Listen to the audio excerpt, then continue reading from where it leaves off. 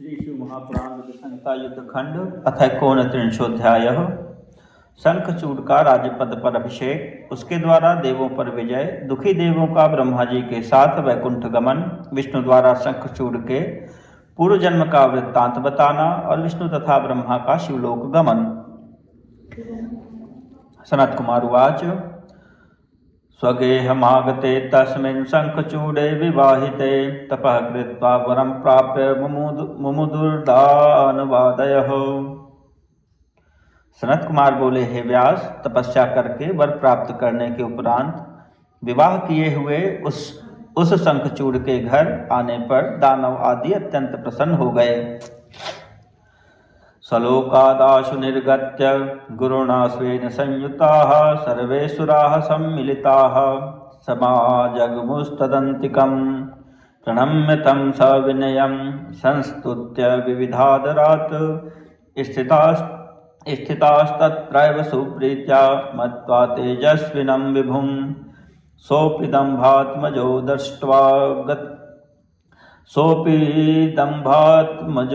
दृष्ट्वा गतं कुलगुरुं च तं प्रणनाम महाभक्त्या साष्टांगं परमादरात्। अपने लोक से शीघ्र निकलकर सभी असुर एकत्रित हो अपने गुरु शुक्राचार्य को साथ लेकर उसके पास आए और विनय पूर्वक उसे प्रणाम करके आदर पूर्वक उसकी स्तुति करते हुए उसको समर्थ एवं तेजस्वी मानकर प्रसन्नता पूर्वक वहीं पर स्थित हो गए। दंभ के पुत्र शंखचूड़ ने भी अपने घर आए हुए उन कुलगुरु को देखकर बड़े आदर से महाभक्ति पूर्वक उन्हें साष्टांग प्रणाम किया। अथ शुक्रः कुलाचार्यो दृष्ट्वा शिखमुत्तमां वृत्तान्तं कथयामास देवदानवयोस्तदा स्वाभाविकं च तद्वैरं सुराणां पराभवं विजयं निर्जराणां च जीवसाहाय्यमेव च। तत्पश्चात दैत्यों के कुलाचार्य शुक्र ने उसे देखकर उत्तम आशीर्वाद प्रदान किया और देवताओं तथा दानवों का वृत्तांत उससे कहा। उन्होंने देवदानव के स्वाभाविक वैर, देवताओं की विजय, असुरों की पराजय तथा बृहस्पति के द्वारा देवताओं की सहायता का वर्णन किया। ततः स सम्मतं कृत्वा सुरैः सर्वैः समुत्सवं दानवाद्यसुराणां तमधिपं विदधे गुरुः। तदा समुत्सवो जातो सुराणां मुदितात्मनां उपायनानि सुप्रीत्या ददुस्तस्मै च ते खिलाः। इसके बाद गुरु शुक्राचार्य ने सभी दैत्यों की सम्मति लेकर दानवों एवं असुरों का अधिपति बनाकर उसे राजपद पर अभिषिक्त किया। उस समय प्रसन्न मन वाले असुरों का महान उत्सव हुआ। उन सभी ने प्रेम पूर्वक उस शंखचूड़ को नाना प्रकार की भेंट अर्पण की। अतदम्भात्मजो वीरः शंखचूडः प्रतापवान् राज्याभिषेकमासाद्य सरेजे सुरराट तदा ससेनां महतीं कर्षन् दैत्यदानवरक्षसां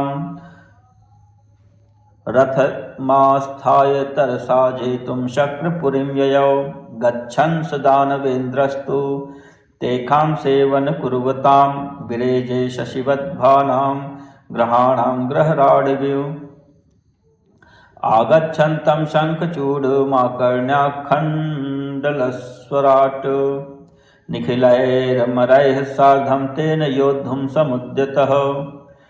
वह वीर तथा महाप्रतापी दंभपुत्र शंखचूड़ राजपद पर अभिषिक्त होकर अत्यंत शोभित होने लगा। वह दैत्यों, दानवों और राक्षसों की बहुत बड़ी सेना लेकर रथ पर आरूढ़ होकर इंद्रपुरी को जीतने के लिए वेग पूर्वक चल पड़ा। उस समय विजय यात्रा के लिए जाता हुआ वह दानवेंद्र उन दैत्यों के बीच, ताराओं के बीच मध्य में, चंद्रमा की भांति तथा ग्रहों के मध्य में ग्रहराज सूर्य के समान सुशोभित हो रहा था। शंखचूड़ को आता हुआ सुनकर उससे युद्ध करने के लिए देवराज इंद्र संपूर्ण देवताओं के साथ उद्यत हो गए। तदा सुरैः सुराणां च संग्रामस्तुमुलोऽभूत् वीरानन्दकरः क्लीब भयदोरोमहर्षणः महान् कोलाहलो जातो वीराणां गर्जतां रणे वाद्यध्वनिस्तथा चासी तत्र वीरत्ववर्धिनी। देवाः प्रकुप्य युयुधुर्सुरैर्बलवत्तराः पराजयं च सम्प्रापुरसुरा दुद्रुवुर्भयात्। पलायमानांस्तान् दृष्ट्वा शङ्खचूडः स्वयं प्रभु युयुधे निर्जरैः साकं सिंहनादं प्रगर्ज्य च। उस समय देवता और असुरों में रोमांचकारी घोर युद्ध छिड़ गया, जो वीरों को आनंद देने वाला तथा कायरों को भय देने वाला था। उस युद्ध में गरजते हुए वीरों का महान कोलाहल उत्पन्न हुआ और वीरता को बढ़ाने वाली वाद्य ध्वनि होने लगी। अति बलवान देवगण क्रुद्ध होकर असुरों के साथ युद्ध करने लगे। असुर पराजित हुए और भय के कारण भागने लगे। उन्हें भागते देखकर दैत्यराज शंखचूड सिंहनाद के समान गर्जना करके देवताओं के साथ स्वयं युद्ध करने लगा।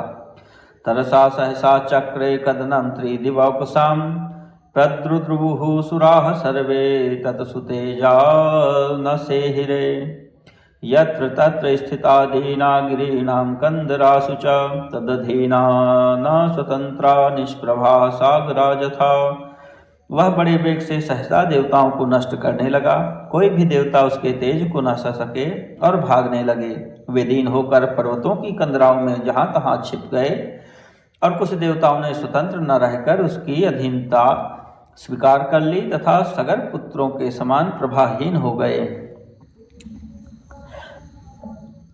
सोऽपि दन्धात्मजः शूरो दानवेन्द्रः प्रतापवान् सुराधिकारान् संजर्हे सर्वान् लोकान् विजित्य च त्रैलोक्यं स्ववशं चक्रे यज्ञभागांश कृत्स्नशः स्वयमिन्द्रो बभूवापि शासितं निखिलं जगत्। इस प्रकार वीर तथा प्रतापशाली दंभपुत्र दानवेंद्र शंखचूड ने सारे लोकों को जीतकर समस्त देवताओं का अधिकार हरण कर लिया। उसने तीनों लोकों को तथा संपूर्ण यज्ञ भागों को अपने वश में कर लिया। वह स्वयं इंद्र बन गया और सारे जगत पर शासन करने लगा। कौबेरमैन्दवं शौर्यमाग्नेयं याम्यमेव च कारयामास वायव्यं धिकारं स्वशक्तितः। देवानां सुराणां च दानवानां च रक्षसां गन्धर्वाणां च नागानां किन्नराणां रसौकसाम्। उसने अपनी शक्ति से कुबेर, चंद्रमा, सूर्य, अग्नि, यम तथा वायु का अधिकार छीन लिया। वह महान वीर तथा महाबली शंखचूड देव, असुर, दानव, राक्षस, गंधर्व, नाग, किन्नर, मनुष्य तथा अन्य सभी लोगों तथा तीनों लोगों को का अधिपति बन गया।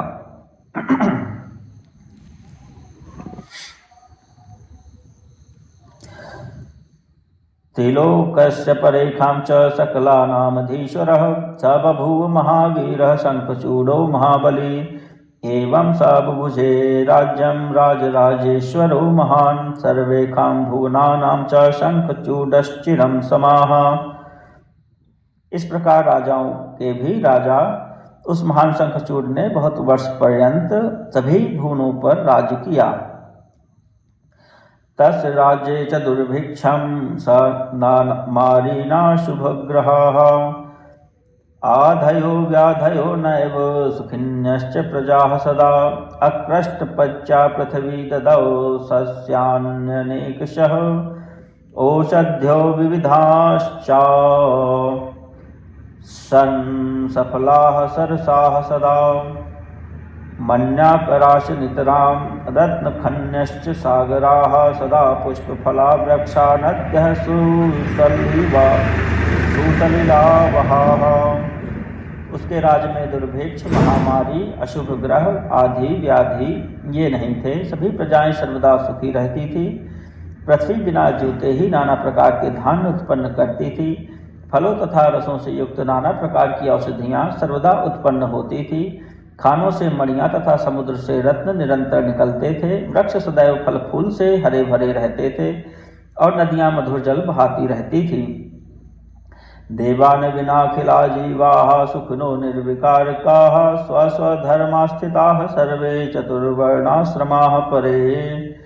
उस समय देवताओं को छोड़कर सारे जीव सुखी तथा विकार रहित थे। चारों वर्ण एवं आश्रम के सभी लोग अपने अपने धर्म में स्थित थे। तस्मिन् शासति त्रैलोक्ये न कश्चिद् दुःखितो भवत् भ्रातृवैरत्वमाश्रित्य केवलं दुखिनो मराः। इस प्रकार उसके शासन काल में कोई भी दुखी नहीं था। भ्रातृवैर को लेकर केवल देवता ही दुखी थे। सशंखचूडः प्रबलः कृष्णस्य परमः सखा कृष्णभक्तिरतः साधु सदा गोलोकवासिनः पूर्वशाप प्रभावेन दानवीं योनिमाश्रितः न दानवमतिः दानवत्वेऽपि वै मुने। वह महाबली शंखचूड गोलोकवासी श्री कृष्ण का परम सखा था। साधु स्वभाव वाला वह श्री कृष्ण की भक्ति में सदा निरत रहता था। हे मुने, वह तो पूर्व जन्म के शाप के प्रभाव से दानव योनि को प्राप्त हुआ था। दानव कुल में जन्म होने पर भी वह दानवों की सी बुद्धि वाला नहीं था। ततः सुरगणाः सर्वे हतराज्याः पराजिताः सम्मन्त्र्य सर्खयस्तात् प्रययु ब्रह्मणः सभां तत्र दृष्ट्वा विधातारं नत्वा स्तुत्वा विशेखतः ब्रह्मणे कथयामासुः सर्वं वृत्तान्तमाकुलाः। हे तात, तत्पश्चात राज्य से वंचित तथा पराजित सभी देवता आपस में मंत्रणा कर और ऋषियों को साथ लेकर ब्रह्मा की सभा में गए। उन्होंने वहां ब्रह्मा जी को देखकर उन्हें प्रणाम कर तथा विशेष रूप से उनकी स्तुति करके व्याकुल होकर ब्रह्मा जी से सारा वृत्तांत निवेदन किया। ब्रह्मा तदा समाश्वास्य सुरान् सर्वान् मुनीनपि तैश्च सार्धं ययौ लोके वैकुंठं सुखदं सतां ददर्श तत्र लक्ष्मीशं ब्रह्मा देवगणैः सह किरीटिनं कुण्डलिनं वनमाला विभूषितं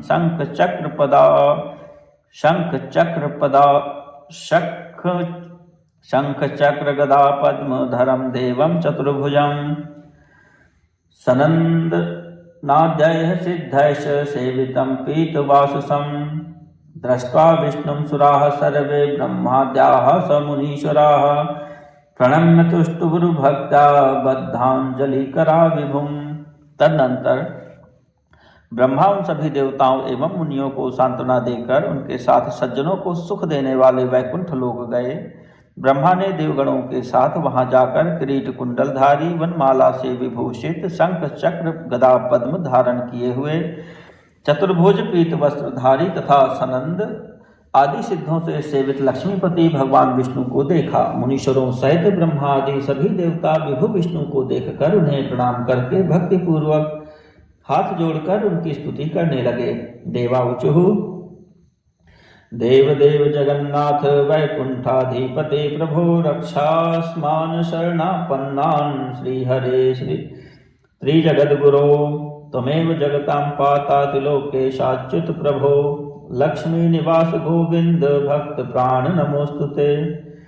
देवता बोले, हे देवदेव, हे जगन्नाथ, हे वैकुंठाधिपति, हे प्रभो, हे त्रिजगद्गुरो, हे श्रीहरे, हम शरणागतों की रक्षा कीजिए। हे त्रिलोकेश, हे अच्युत, हे प्रभो, हे लक्ष्मी निवास, हे गोविंद, आप ही संसार के रक्षक हैं। हे भक्त प्राण, आपको नमस्कार है। इति स्तुत्वा सुराः सर्वे रुरुदुः पुरतो हरेः तच्छ्रुत्वा भगवान् विष्णुर्ब्रह्माणमिदं ब्रवीत्। इस प्रकार स्तुति कर सभी देवता नारायण के आगे रुदन करने लगे। यह सुनकर भगवान विष्णु ने ब्रह्मा से यह कहा। विष्णुरुवाच किमर्थमागतोऽसि त्वं वैकुंठं योगि दुर्लभं किं कष्टं ते समुद्भूतं तत् त्वं वद ममाग्रतः।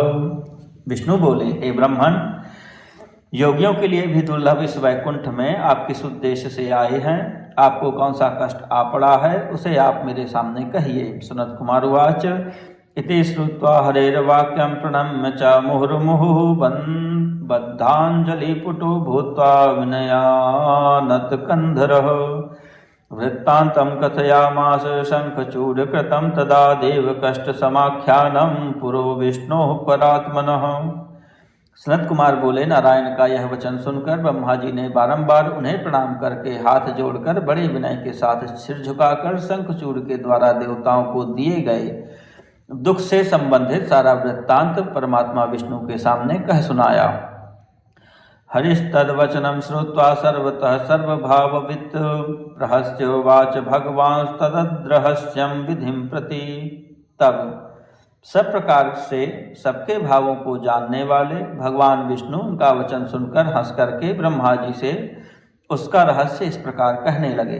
श्री भगवान उवाच शंखचूडस्य वृत्तान्तं सर्वं जानामि पद्मज मदभक्तस्य च गोपस्य महातेजस्विनः पुरा।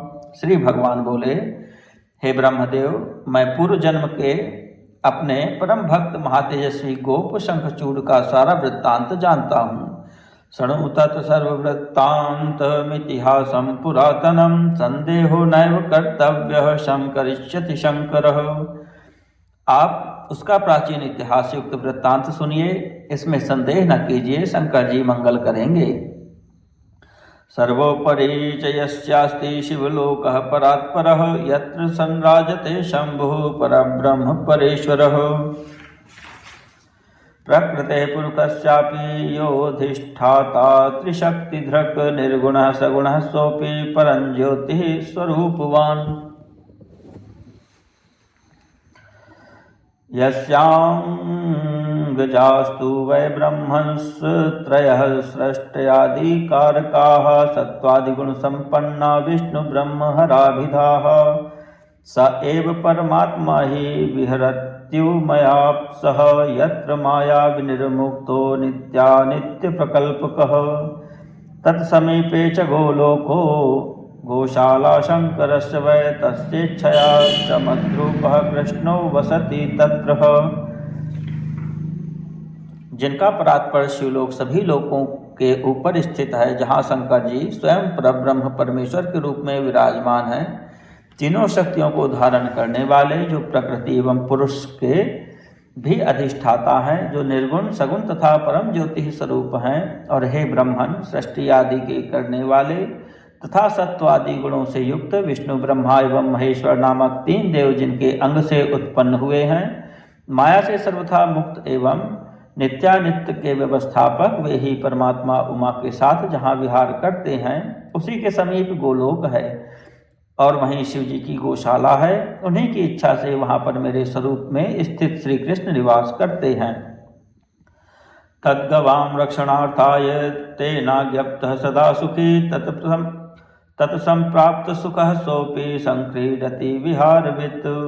शंकर ने अपनी गौओं की रक्षा के लिए उन श्री कृष्ण को नियुक्त किया है। वे भी गौओं की रक्षा से सुखी होकर वहाँ विहार करते हुए वहाँ क्रीड़ा करते हैं। तस्य नारी समाख्याता राधेति जगदम्बिका प्रकृतिः परमा मूर्तिः पंचमी सुविहारिणी। प्रकृति की पांचवी परम मूर्ति जगदम्बा राधा, जो उनकी स्त्री कही गई हैं, वे भी वहाँ निवास करती हैं। बहुगोपाश गोप्यश्च तत्र सन्ति तदंगजाः सुविहार परा नित्यं राधा कृष्णानुवर्तिनः। स एव लीलया शम्भोरिदानीं मोहितो नया संप्राप्तो दानवीं योनिं मुधा शापात् स्वदुःखदाम्। वहीं पर उनके अंग से उत्पन्न हुए अनेक गोप एवं गोपियां हैं, जो उन राधा कृष्ण के अनुवर्ती रहकर सदा विहार करते हैं। उन्हीं से यह गोप शंखचूड शंकर की इस लीला से मोहित होकर राधा के शाप से दुखदायी दानवी योनि को व्यर्थ ही प्राप्त हो गया है। रुद्रशूलेन तन्मृत्युः कृष्णेन विहितः पुरा ततः स्वदेहं मुत्सृज्य पार्षदः स भविष्यति इति विज्ञाय देवेश न भयं कर्तुमर्हसि शंकरं शरणं याहि स सद्यः संविधास्यति। अहं त्वं चामराः सर्वे तिष्ठन्त्विह विषाध्वसाः। श्री कृष्ण ने उसकी मृत्यु रुद्र के त्रिशूल से पहले ही निश्चित की है। उसके बाद वह अपने देह का त्याग कर श्री कृष्ण का पार्षद होगा। हे देवेश, ऐसा जानकर आप भय मत कीजिए, शंकर की शरण में जाइए, वे शीघ्र कल्याण करेंगे। मैं, आप और सभी देवता भय रहित होकर यहाँ निवास करें। सनत कुमार उवाच इत्युक्त्वा स विधिर्विष्णुः शिवलोकं जगामः संस्मरन् मनसा शंभुं सर्वेशं भक्तवत्सलम्। सनत कुमार बोले, ऐसा कहकर विष्णु जी भक्तवत्सल सर्वेश शिव का मन से स्मरण करते हुए ब्रह्मा जी के साथ शिवलोक गए। इति श्री शिव महापुराणे द्वितीयायां रुद्रसंहितायां पंचमे युद्धखंडे शंखचूडवधोपाख्याने शंखचूड राजकरण वर्णन पूर्वक तत्पूर्व भव व्रत चरित्र वर्णनम नाम 39 अध्यायः।